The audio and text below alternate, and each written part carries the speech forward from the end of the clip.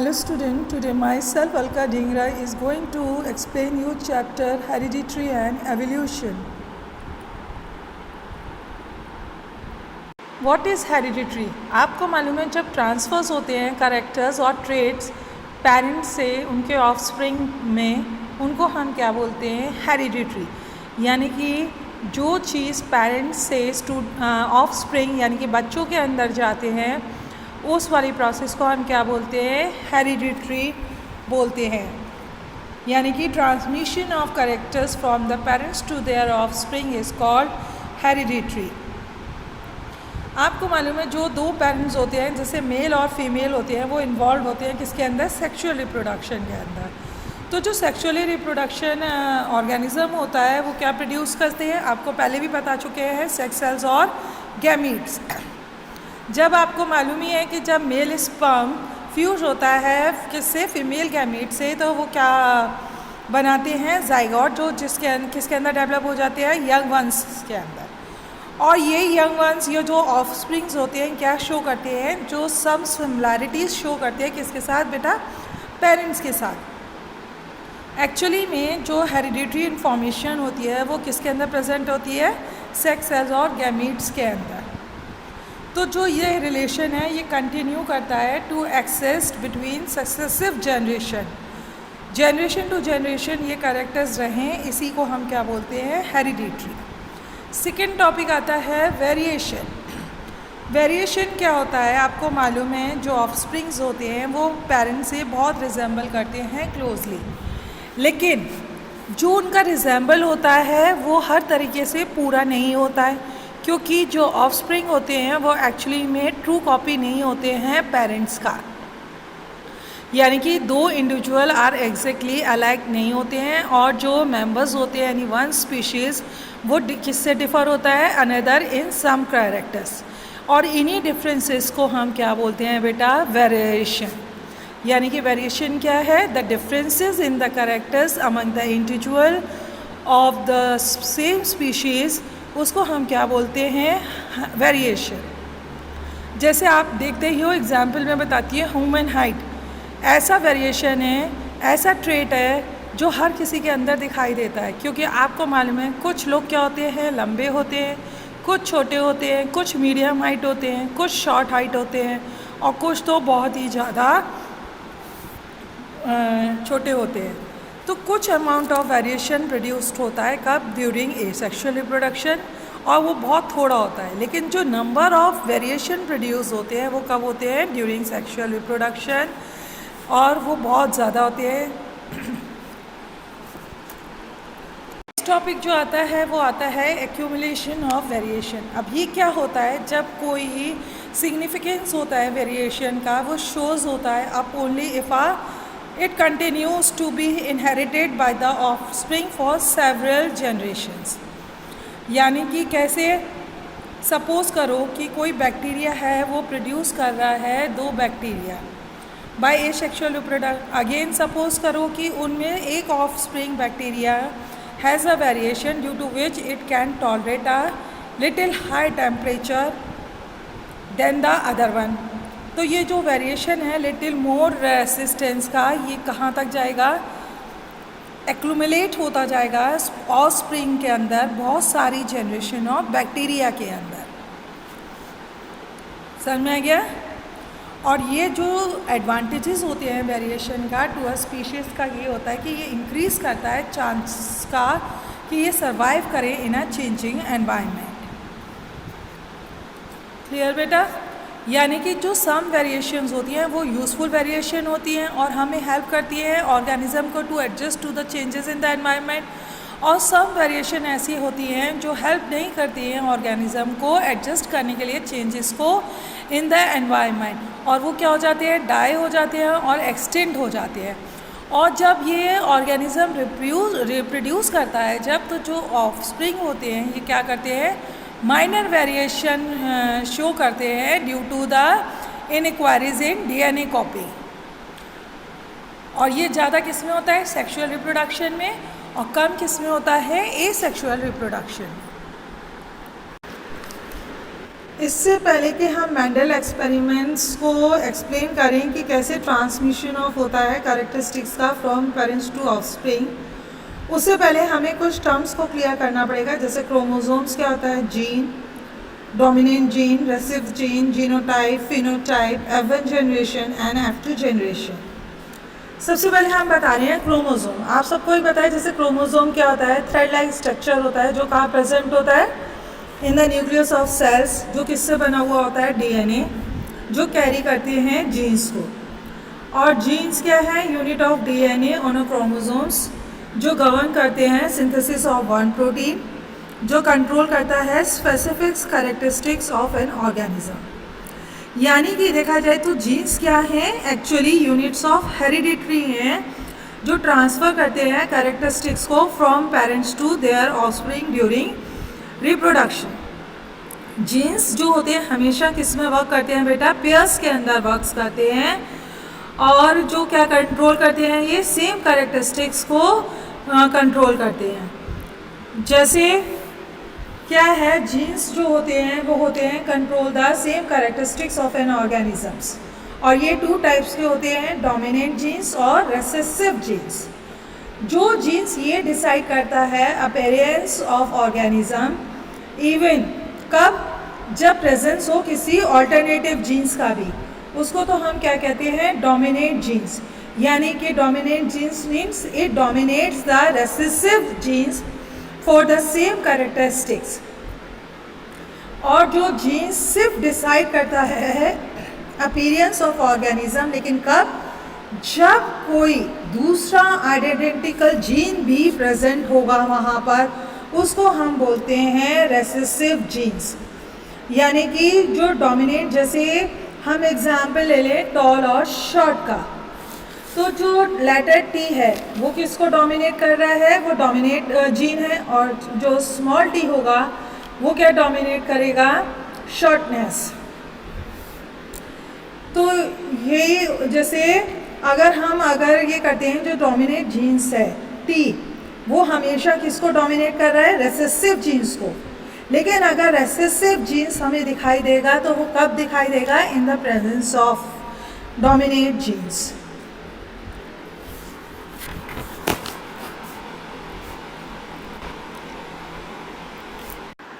Now what is the genotype and the phenotype. Genotype क्या करता है, शो करता है किसको, जेनेटिक कंस्टिट्यूशन ऑफ ऑर्गेनिज्म को। अगर हम सिंपल वर्ड में कहें तो जीनोटाइप क्या होता है, description of genes present in organism. Genotypes always a pair of letters such as T और स्मॉल टी। तो जीनोटाइप ऑफ टॉल प्लांट क्या हो जाएगा, टी, और टी कैपिटल टी और स्मॉल टी किसके लिए हो जाएगा, ड्राफ्ट प्लांट के लिए।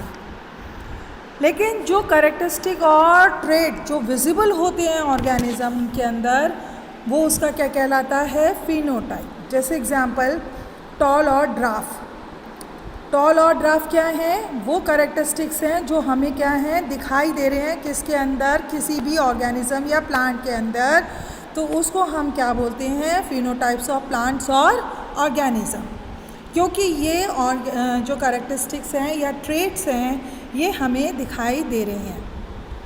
जो फिनोटाइप होता है ऑर्गेनिज्म का, एक्चुअली क्या होता है, फिजिकल कैरेक्टरिस्टिक्स होता है जो किससे डिटरमाइंड होता है, उसके अपने जीनोटाइप से।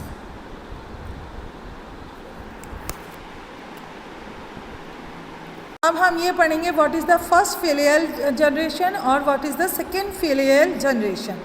जब 2 पेरेंट्स को हम क्रॉस करते हैं या वो ब्रीड करते हैं, प्रोड्यूस करते हैं ऑफस्प्रिंग्स को, तो जो उनके बेबीज़ होते हैं या ऑफस्प्रिंग होते हैं वो क्या कहलाते हैं, फर्स्ट फिलियल जनरेशन या F1 जनरेशन।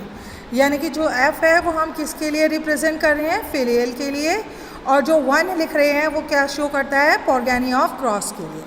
तो जो फर्स्ट जनरेशन पॉर्गेनी क्रॉस होता है, जब जो क्या होता है वो, जब 2 पेरेंट्स को हम क्रॉस करते हैं और जब उनके बेबीज़ या ऑफस्प्रिंग्स होते हैं, उनको हम क्या बोलते हैं, F1 जनरेशन। जब जो F1 जनरेशन प्रोड्यूस हो जाती है और जब वो अपने ऑफस्प्रिंग रिप्रोड्यूस करते हैं, वो क्या कहलाती है, सेकेंड फिलियल जनरेशन या F2 जनरेशन। यानी कि जो जनरेशन प्रोड्यूस्ड होती है by crossing two F1 progeny, progeny means parents, उसको हम बोलते हैं F2 जनरेशन। यानी कि मदर और फादर क्या है, पेरेंटल जनरेशन है, और जो उनके चिल्ड्रन रिप्रोड्यूस हुए वो क्या कहलाई, F1 जनरेशन। और जो उनके चिल्ड्रन ने रिप्रोड्यूस किया और दूसरी जनरेशन को प्रोड्यूस किया वो क्या कहलाती है, F2 जनरेशन। यानी कि मदर एंड फादर क्या हो गए, पेरेंटल जनरेशन हो गए, उनके चिल्ड्रन हो गए F1 जनरेशन, और उनके ग्रैंड चिल्ड्रन क्या हो गई, F2 जनरेशन। अब हम पढ़ रहे हैं rules for inheritance of character यानी कि ट्रेट्स। जो जॉन मेंडल थे वो फर्स्ट साइंटिस्ट थे जो इन्होंने क्या किया था, सिस्टमिक स्टडी की थी, किसके ऊपर, द पैटर्न्स ऑफ इनहेरिटेंस जो इन्वॉल्व होते हैं किसके अंदर, transfers of characteristics from parents to progeny, progeny means offsprings. उसने क्या किया, बहुत सारी डिफरेंट वेराइटीज़ ऑफ प्लांट जिसको हम बायोलॉजी में क्या बोलते हैं, पाइजम सटाइवा, अपने गार्डन में ग्रो किया और उनकी स्टडी की। उन्होंने कुछ क्या किया, जो सम ऑफ द कैरेक्टरिस्टिक्स थी पी प्लांट्स की जिनका ट्रांसमिशन हो रहा था पॉर्गेनी में, उसको स्टडी किया। जैसे height of the plea plant, length of the stem, और शेप ऑफ सीड्स जैसे राउंड और रिंकल, कलर ऑफ सीड जैसे येलो और ग्रीन, इस तरह से उनने उस पर स्टडी किया। मेंडल ने पी प्लांट को क्यों चूज़ किया, क्योंकि उसने ये देखा कि प्लांट को इसलिए स्टडी किया कि क्योंकि जो हम अगर ऑर्गेनिज़म्स को अगर वो सेलेक्ट करता तो उसको बहुत सारे ईयर्स लग जाते हैं उनकी जनरेशन को स्टडी करने के लिए। तो उसको ये इजी लगा अकॉर्डिंग टू द एनिमल्स और ऑर्गेनिज़म को स्टडी करने के लिए कि टू स्टडी द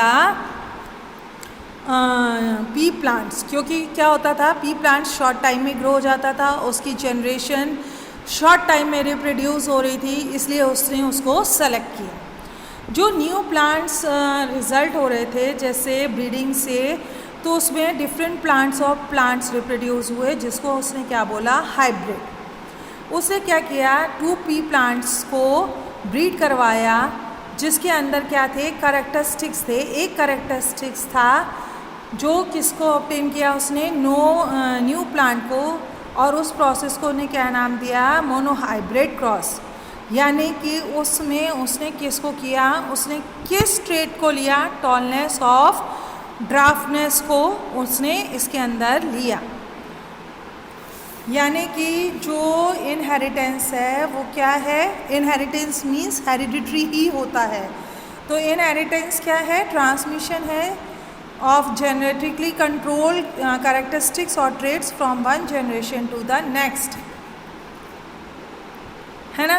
तो उसने क्या किया, कल्टीवेट किया उसने पहले प्री प्लांट्स को, फिर उनको मोनो हाइब्रिड किया और दूसरे कैरेक्टरिस्टिक्स को भी उसने इन्वॉल्व किया। यानी कि जो कैरेक्टरिस्टिक्स ट्रांसफर्स होते हैं जीन्स के थ्रू वो प्रेजेंट किसके अंदर होते हैं, डीएनए मॉलिक्यूल्स के अंदर, इन द क्रोमोसोम, जो कहाँ प्रेजेंट होता है, in the nucleus of the cell. तो जो इनहेरिटेंस होता है कैरेक्टर्स का वो ड्यू टू द फैक्ट होता है कि बोथ द मदर जो फादर होते हैं वो कंट्रीब्यूट करते हैं equal amount of genetic material किसको, बच्चों को। सो फॉर ईच ट्रेट्स वहाँ पे 2 फैक्टर्स होते हैं, one from father and one from the mothers. तो इसी को ध्यान में रखते हुए जॉर्ज मेंडल ने कंडक्ट किए एक्सपेरिमेंट्स विद गार्डन पीट और डिटरमाइन किया the rules for the inheritance of traits. अब हम क्या बता रहे हैं, जब प्लांट्स के अंदर 1 पेयर ऑफ कैरेक्टर्स हो, जैसे टॉलनेस और शॉर्टनेस, उसको हम क्रॉस कर रहे हैं। यानी कि जब हम एक कैरेक्टर से किसी चीज़ को, 2 चीज़ों को क्रॉस करते हैं बस, तो उसको क्या कहते हैं, मोनोहाइब्रिड क्रॉस। तो जब मेंडल ने क्या किया, टॉल पी प्लांट लिया और एक क्या लिया, ड्राफ्ट पी प्लांट लिया और उनको क्रॉस करवाया, तो उसने देखा कि फर्स्ट जनरेशन के अंदर खाली क्या मिले उसे, टॉल टी प्लांट ही मिले, उसके अंदर उसको ड्राफ्ट प्लांट कोई भी नहीं मिला। उसने ये कंक्लूजन निकाल दिया कि एफ जनरेशन में खाली एक ही कैरेक्टरिस्टिक शो हो रहा है, एक ही पेरेंट का, वो क्या था, टॉलनेस। उसके बाद उसने क्या किया, जो फर्स्ट जनरेशन का टॉल पी प्लांट था उसको ड्राफ्ट प्लांट से क्या किया, क्रॉस करवाया, तो उसने देखा सेकेंड जनरेशन के अंदर 3:1 रेशियो का उसको प्लांट्स मिले, यानी कि जो 3/4 प्लांट्स थे वो तो टॉल थे और जो वो 1/4 प्लांट्स थे वो ड्राफ्ट थे। तब मैंडल ने नोट किया कि जो ड्राफ्ट ट्रेट था पेरेंट प्ली प्लांट्स का वो डिसअपियर हो गए थे फर्स्ट जनरेशन के अंदर, लेकिन फिर वो किसके अंदर रीअपियर हो गए, सेकेंड जनरेशन में। तो मैंडल ने ये कहा कि जो ट्रेट है ड्राफ्टनेस की one of the parent plea plant वो हैड नॉट बीन लॉस्ट, वो लॉस्ट नहीं हुई थी किसके अंदर, फर्स्ट जनरेशन के अंदर, क्योंकि वो सेकेंड जनरेशन के अंदर क्या हो गई थी, रीअपियर हो गई थी। तो मैंडल ने क्या किया, रिप्रेस ट्रेट ऑफ ड्राफ्टनेस को क्या बोला, रेसेसिव ट्रेट, और जो टॉलनेस था उसको उसने क्या नाम दे दिया, डोमिनेट ट्रेट। यानी कि क्योंकि टॉल प्लांट क्या कर रहा था, डोमिनेट कर रहा था किसको, रेसेसिव प्लांट को डोमिनेट कर रहा था।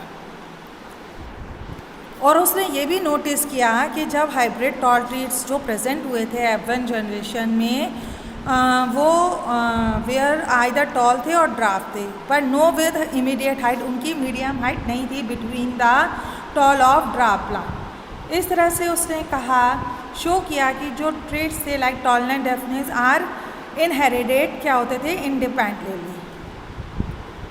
क्यों, क्योंकि ये ट्रेट्स थे जो टॉलनेस ऑफ ड्राफ्टनेस के वो ब्लैंड हो गए थे या मिक्सड अप हो गए थे, तभी क्या होंगे ये medium size plants would have been produced.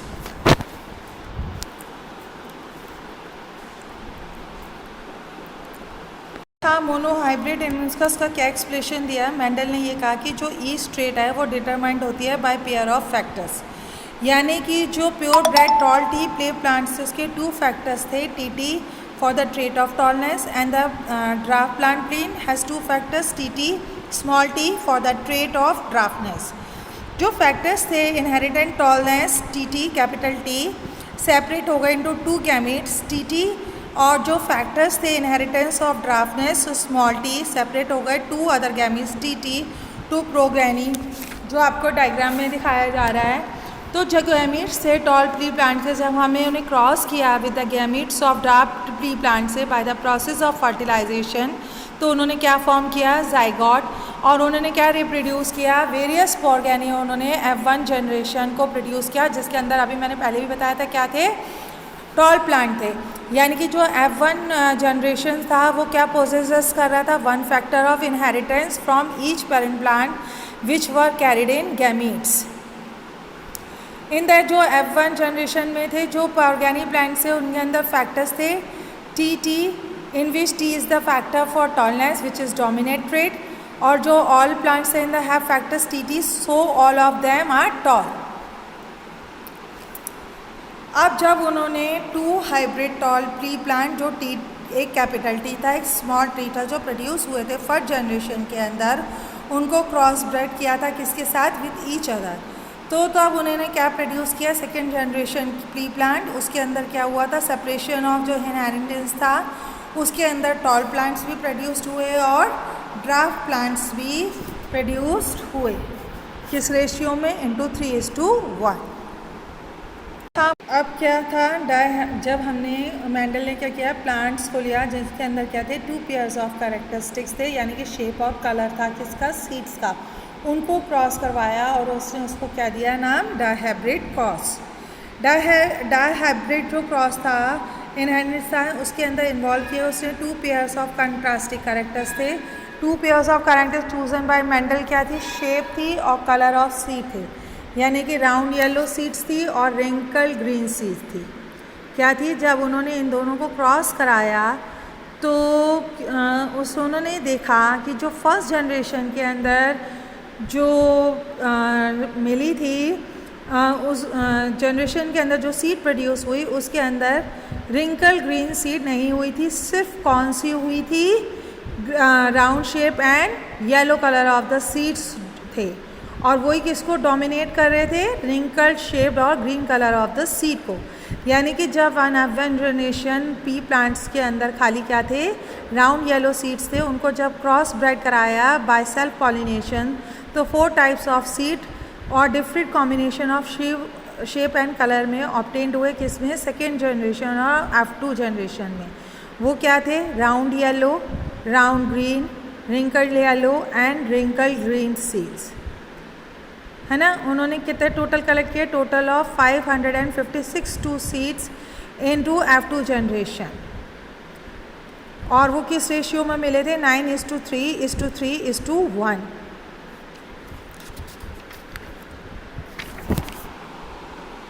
Explanation of result of dihybrid inheritance. जो डायहाइब्रिड कॉज करवाया था तो उसमें आपने देखा था जो प्लारेंट पेरेंट्स हैं जिनकी फिनोटाइप राइंड येलो सीड्स है, उनके जो फैक्टर्स थे इनहेरिटेंस के और जो ये जीन कॉम्बिनेशन था वो क्या था, capital RR and capital YY। जो RR क्या थे, डोमिनेट जीन्स थे और राउंड शेप, और जो YY था वो डोमिनेट जीन्स था, किसके लिए, येलो कलर के लिए, जो दिखा रही हूँ मैं आपको फिगर के अंदर। और दूसरी तरफ क्या था, जो पेरेंट प्लांट से जो फिनोटाइप था उसका रिंकल ग्रीन शेप, उनका फैक्टर्स था इनहेरिटेंस डबल स्मॉल r और डबल स्मॉल y, जिसके अंदर डबल स्मॉल r क्या थे, रेसेसिव जीन्स था, किसके लिए, रिंकल शेप, और डबल y किसके लिए है, recessive genes for green colour का। जब हमने डायहाइब्रिड क्रॉस करवाया इसको तो हमने देखा जो फर्स्ट 1 जनरेशन थी उसके अंदर हमें खाली क्या मिला, राउंड येलो सारे सीड्स मिले। लेकिन जब हमने इन्हें राउंड येलो सीड्स को सेल्फ पॉलिनेट या सेल्फ क्रॉस करवाया तो सेकेंड जनरेशन में हमें मिक्स्ड सीड्स मिले, जो आपको डायग्राम में शो कर रही हूँ मैं। और वो कितने मिले थे, round yellow 9, round green 3, wrinkle yellow 3, wrinkle green 1, यानी कि क्या रेशियो था उसका, 9:3, 3:3 एंड 1। तो ये था, यानी कि जो एक्टिव प्रोग्रेनी थी उसके अंदर टॉल प्लांट्स और राउंड सीड्स थे, और जो उसके अंदर tall plants with wrinkle seeds थे, शॉर्ट प्लांट्स थे राउंड सीड्स के साथ, और शॉर्ट प्लांट्स थे रिंकल सीड्स के साथ। Now next topic is how are characteristic transmitted to progeny. आपको सबको मालूम है कि जो जीन्स होते हैं वही रिस्पॉन्सिबल होते हैं किसके लिए, characteristics feature of an organism, that is plant और एनिमल। तो जो कैरेक्टरिस्टिक और ट्रेट्स होते हैं जो पेरेंट्स के, वो ट्रांसमिटेड होते हैं to their progeny through genes present on their chromosome during the process of sexual reproduction. अब ये कैसे होता है कि जो जीन्स होते हैं वो पेयर में वर्क्स करते हैं, there is a pair of genes. आपको मालूम ही है each characteristics of an organism, जिसमें 1 डोमिनेट होता है और 1 क्या होता है, रेसेसिव। तो जो पेरेंट्स होते हैं वो पोजेसेस करते हैं या उनके अंदर क्या प्रेजेंट होते हैं, pair of genes for each characteristics on a pair of chromosomes. तो जो ईच पेरेंट होता है वो क्या पास करता है, only 1 of 2 jeans of the pair, यानी कि एक ही जीन्स को पास करता है जो पेयर होते हैं जीन्स के, for each characteristics to its progeny through gametes. तो जो मेल एंड फीमेल गैमेट होते हैं वो कैरी करते हैं for 1 genes for each characteristics for the gene pair of parents. लेकिन जब मेल गैमेट क्या होता है, जब फ्यूज़ होता है फीमेल गैमेट के ड्यूरिंग फर्टिलाइजेशन, तो वो एक नया सेल बनाते हैं, सभी को मालूम है, जाइगोट, है ना, with a full set of genes. तो ये जाइगोट्स ग्रो होता है और डेवलप हो जाता है to form a new organism having characteristics और ट्रेट्स फ्रॉम बोथ पेरेंट्स। दोनों पेरेंट्स के उसके अंदर कैरेक्टर्स आ जाते हैं जो इनहेरिटेड होते हैं थ्रू जीन्स। तो जो 2 जीन्स होते हैं वो रिस्पॉन्सिबल होते हैं किसके लिए, पर्टिकुलर कैरेक्टरिस्टिक्स के लिए जो प्रेजेंट होते हैं किसके अंदर, position of the pair of chromosome. जैसे हम आपको एक एग्जांपल बता रहे हैं, जैसे 2 जीन्स हैं for the same characteristics, length of the plant stems are present on the position of the pair of chromosomes. तो जो 1 जीन्स है वो किसके लिए है, टॉलनेस के लिए, और अदर है ड्राफ्टनेस, जो आपको पहले भी बता चुके हैं हम कि जो प्रोगेनी होती है वो इनहेरिट्स करती है 2 जीन्स और a pair of genes for each trait from its parent, है ना।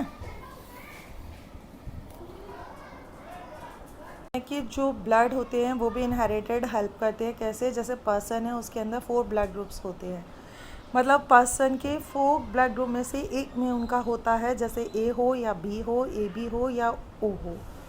समझ में आ गया। और ये जो क्या होता है ब्लड ग्रुप सिस्टम होता है वो किससे कंट्रोल होता है? जीन से, जिसके अंदर 3 डिफरेंट फॉर्म्स होते हैं जो डिनोटेड होते हैं किससे? By the symbols IA, IB and IO। तो जो जीन्स होते हैं IA एंड IB वो कोई डोमिनेंस नहीं होता है ओवर ईच अदर, इसीलिए इनको हम क्या बोलते हैं? को डोमिनेंट। और हाउएवर जो जीन्स IA एंड IB होते हैं ये दोनों डोमिनेंट होते हैं ओवर द जीन IO। यानी कि जो ब्लड जीन I होता है वो रेसेसिव होता है in relation to gene IA and IB। यानी कि जितने भी ये 3 जीन्स फॉर्म्स हैं फॉर ब्लड, बट जो पर्सन होता है उसके अंदर ओनली 2 ऑफ देम प्रेजेंट्स होते हैं। तो जो ब्लड ग्रुप होता है पर्सन का वो किस पे डिपेंड करता है? In which 2 forms of genes ही पोजेसेस। बता रही हूँ आपको, फिगर में भी दिखा रही हूँ। अगर जीनोटाइप IA है या और IA है या IO है तो उस पर्सन का ब्लड ग्रुप क्या होगा? A होगा, क्योंकि आपको मालूम है कि IO क्या है? रेसेसिव जीन्स है।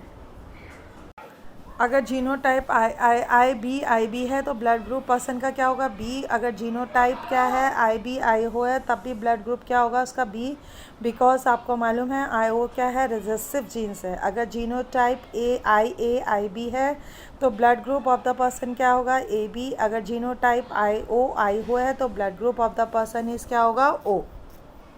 Is the sex determination. आपको मालूम है क्या person can have a male sex और अ फीमेल सेक्स। जो प्रोसेस होता है जिससे sex of a person determine करते हैं उसको हम क्या बोलते हैं? सेक्स डिटर्मिनेशन बोलते हैं। जो जेनेटिक इन्वॉल्व होते हैं the determination sex of the person होते हैं विच डिटरमाइन करते हैं सेक्स ऑफ पर्सन, उनको हम क्या बोलते हैं? Sex chromosomes. There are 2 types of sex chromosome, one is called X chromosome and another is called Y chromosome. जो मेल होता है has 1 X chromosome and 1 Y chromosome. इसका मतलब होता है कि जो हाफ मेल गैमीट्स होते हैं या हाफ ऑफ द स्पर्म्स होते हैं उनके अंदर सिर्फ क्या होता है? X क्रोमोसोम होते हैं और अदर हाफ के अंदर क्या होता है? Y क्रोमोसोम्स होते हैं। जो फीमेल होती है उसके अंदर X क्रोमोसोम होते हैं, उनके अंदर कोई Y क्रोमोसोम प्रेजेंट नहीं होता। यानी कि फीमेल गैमीट्स के अंदर जो उसका फीमेल सेक्स गैमीट होता है ओवा, उसके अंदर खाली क्या होता है? X chromosome. तो जो सेक्स ऑफ अ चाइल्ड होता है वो डिपेंड्स होता है on what happens at fertilization. अगर स्पर्म जो कैरी कर रहा है X क्रोमोसोम, अगर वो फर्टिलाइज करता है ओवम को जो क्या कैरी कर रहा है? X क्रोमोसोम, तो child will be a girl और this is because the child will have X's chromosome और X क्रोमोसोम, है ना। इसका मतलब क्या हो गया कि जो स्पर्म है वो ही क्या करता है? डिटरमाइंस करता है सेक्स ऑफ द चाइल्ड। क्यों? Because half of the sperms have a X chromosome and other half have the Y chromosome. अगर क्या होगा? स्पर्म कैरी कर रहा है Y क्रोमोसोम, वो फर्टिलाइज करता है ओवम को जो कैरीज कर रहा है X क्रोमोसोम, तो जो चाइल्ड बॉर्न होगा वो क्या होगा? बॉय होगा और मेल होगा, because the child will have X by combination of chromosomes. इससे क्या कंक्लूजन निकला? जो फादर है, मैन है या हस्बैंड है, वो क्या कंट्रीब्यूट करता है? ऐसा सेक्स ऑर्गन क्रोमोसोम X जो क्या करता है? At fertilisation through his sperms, और उसी पर डिपेंड करता है कि जो बेबी बॉर्न होती है वो गर्ल है कि बॉय है। और अगर मैन ने फर्टिलाइज़ किया through his sperms X chromosome से तो वो क्या होगा? गर्ल होगी। अगर फादर और या कंट्रीब्यूट कर रहा है वो Y sex chromosome at fertilisation through his sperm तो baby born will be a boy. यानी कि सेक्स क्रोमोसोम जो कंट्रीब्यूटेड होता है by father which decide the sex of the body baby which the mothers will give birth. So father is responsible for the sex of the baby which is born. I hope you will understand the chapter.